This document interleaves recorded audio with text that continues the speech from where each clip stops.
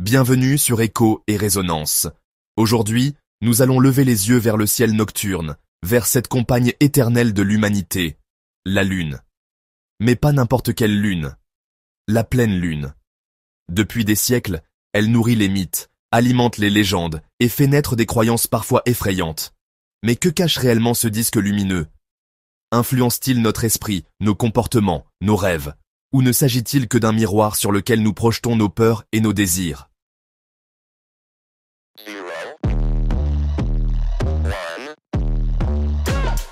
Let's get started.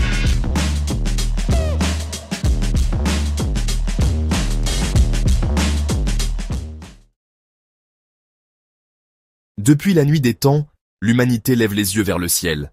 Elle observe ce disque lumineux suspendu dans l'obscurité. La Lune, avec ses phases changeantes, a toujours été un repère. Mais la pleine Lune, éclatante, a suscité une fascination particulière.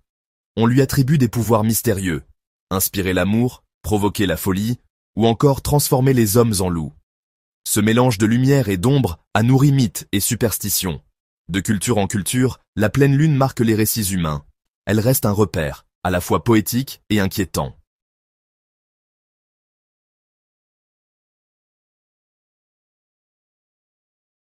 La Lune est associée à plusieurs mythes et croyances anciennes. Chez les Mésopotamiens, par exemple, la Lune était divinisée sous le nom de Sin ou Nana. Elle était considérée comme la régulatrice du temps, car son cycle servait à mesurer les mois. Dans un monde où l'agriculture et les récoltes dépendaient du rythme des saisons, la Lune devenait presque une horloge sacrée.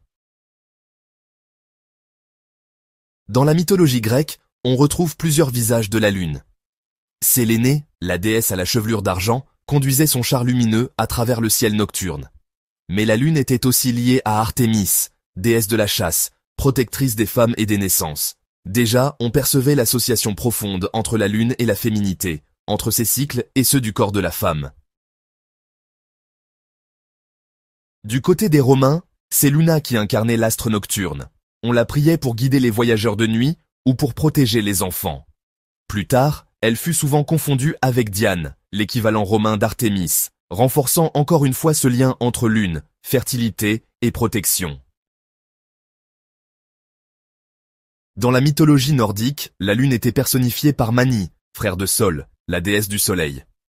Poursuivi sans cesse par un loup céleste, il symbolisait la fragilité du temps, toujours menacé mais jamais anéanti. Ce mythe nous rappelle que les cycles de la Lune étaient vus comme une course éternelle, où chaque pleine lune représentait une victoire temporaire contre l'ombre.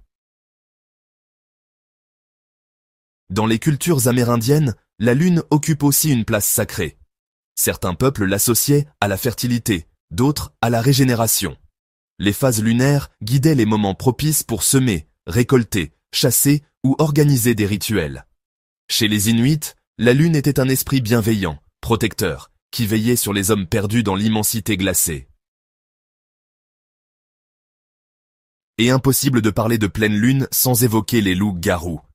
Cette créature mythique, mi-homme mi-loup, serait condamnée à se transformer lors des nuits de pleine lune. Derrière cette légende se cache une peur plus profonde, celle de l'animalité en nous, réveillée par la lumière lunaire. Dans certaines cultures, la lune était vue comme le moment où les frontières entre l'humain et le sauvage s'effaçaient. En Afrique, de nombreux peuples ont vu dans la Lune un symbole de renaissance. Sa capacité à disparaître, puis réapparaître chaque mois, représentait la mort et la résurrection, le cycle éternel de la vie.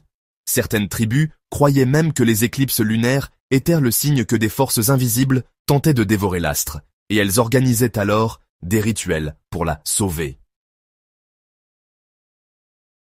En Asie, particulièrement en Chine, la Lune est associée à l'harmonie et à la poésie.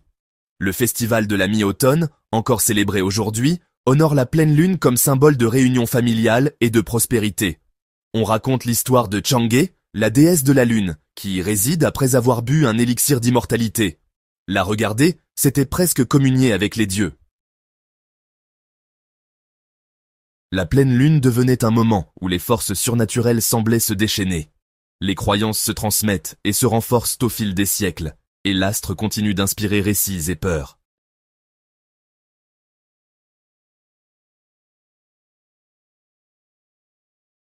Le mot lunatique n'est pas anodin. Pendant des siècles, on a cru que la lune affectait l'esprit humain. Les crises étaient souvent attribuées aux nuits de pleine lune. Même certains médecins pensaient que l'astre perturbait les humeurs.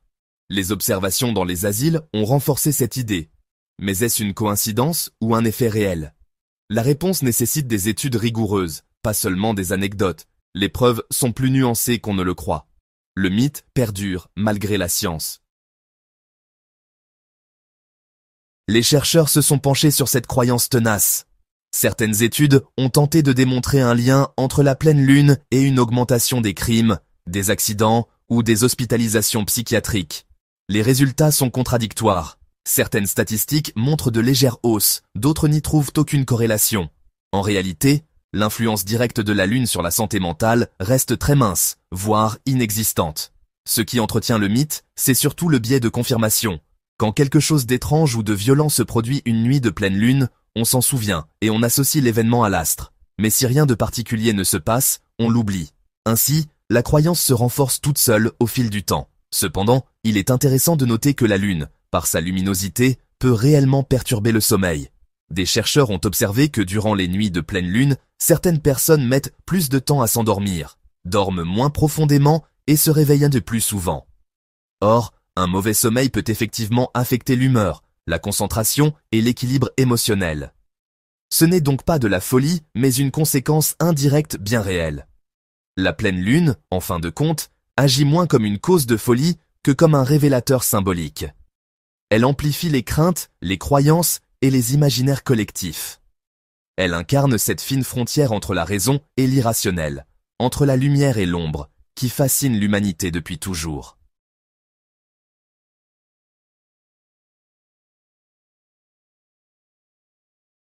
Un mythe persistant affirme que la criminalité augmente à la pleine lune. Nombreux sont ceux qui jurent de voir plus de violences et d'accidents. Témoignages abondent, surtout de nuit. Mais les études scientifiques cherchent à vérifier ces affirmations. Certains travaux ne trouvent aucune corrélation. D'autres montrent une légère hausse des comportements impulsifs. La vérité est probablement plus nuancée. L'aura symbolique de la lune peut influencer inconsciemment les comportements. Comme une prophétie autoréalisatrice, la croyance façonne l'action.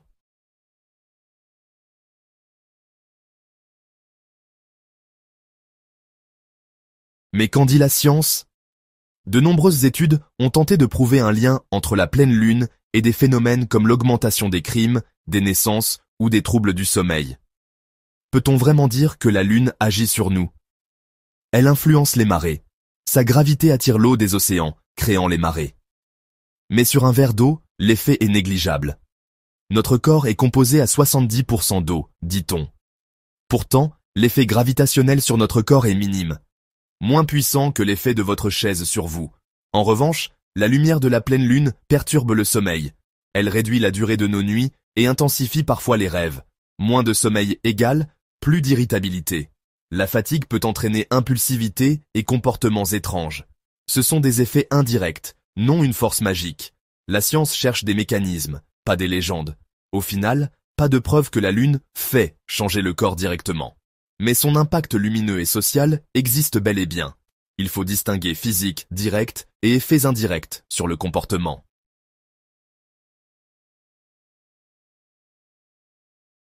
Au final, la majorité de ces recherches conclut qu'il n'existe aucune preuve solide. En réalité, notre cerveau a tendance à remarquer plus fortement ce qui arrive les nuits de pleine lune, et à l'oublier les autres nuits. C'est ce qu'on appelle un biais de confirmation.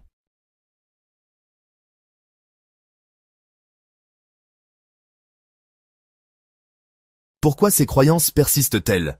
Parce que la pleine lune est spectaculaire. Quand un événement survient sous une pleine lune, on s'en souvient. Mais on oublie les mêmes événements sous une lune invisible. Les psychologues parlent de biais de confirmation. On voit ce qu'on veut voir. La pleine lune devient alors le symbole parfait des coïncidences. Notre mémoire sélectionne les preuves qui confirment nos croyances.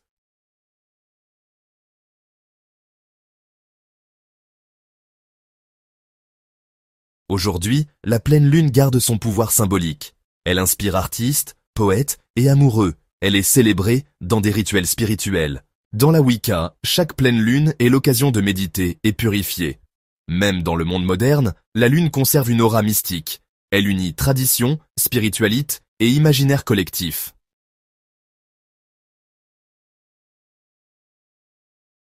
Du point de vue astronomique, la pleine Lune n'est rien d'autre que le moment où la Terre se situe entre le Soleil et la Lune. L'astre reflète alors la lumière solaire de manière optimale, offrant ce disque éclatant dans le ciel nocturne. Les scientifiques observent ses effets sur la nature, notamment sur les marées, qui suivent fidèlement son cycle. Pourtant, le simple fait que des chercheurs continuent à étudier ces phénomènes montre à quel point la Lune reste une énigme, même dans notre époque rationnelle.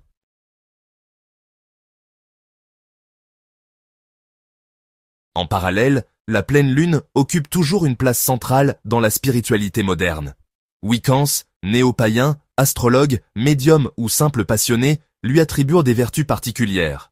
Dans les pratiques ésotériques, elle est considérée comme un moment de puissance énergétique maximale, idéal pour les rituels, les méditations et les demandes à l'univers.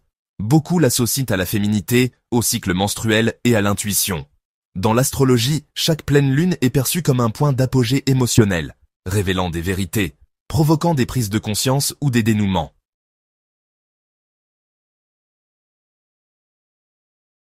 Ce contraste entre science et magie illustre parfaitement notre époque. D'un côté, la rationalité scientifique nous rappelle que la Lune n'est qu'un satellite naturel, sans influence avérée sur nos comportements. De l'autre, la dimension symbolique continue de nourrir nos pratiques spirituelles et notre imaginaire collectif. Pourquoi ce besoin persiste-t-il? Parce que les êtres humains ont soif de sens.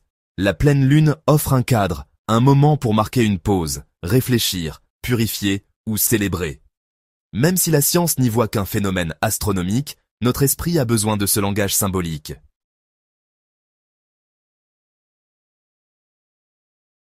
Finalement, la pleine Lune d'aujourd'hui est à la fois un objet d'étude et un objet de rêve. Elle unit deux visions du monde, celle qui cherche à comprendre les lois de l'univers à travers l'astronomie, celle qui cherche à donner du sens à notre existence à travers la magie et les mythes.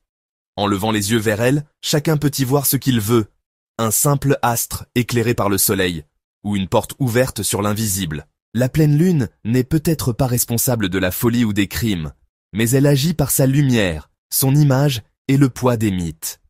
Elle modifie parfois notre sommeil, nourrit notre imagination.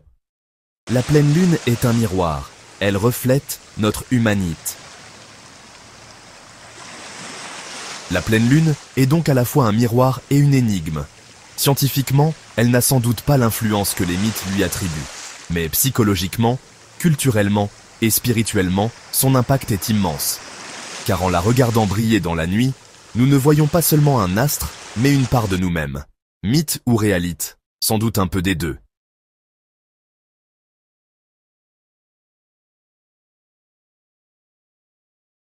Et si, vous aussi, vous avez déjà ressenti quelque chose d'étrange lors d'une nuit de pleine lune, partagez votre expérience dans les commentaires. Je serai ravi de vous lire. Si ce voyage, à travers les mythes et la science vous a plu, n'oubliez pas de laisser un like, de vous abonner à Écho et Résonance, et d'activer la cloche pour ne pas manquer les prochains épisodes. Moi je vous dis à bientôt pour une nouvelle vidéo.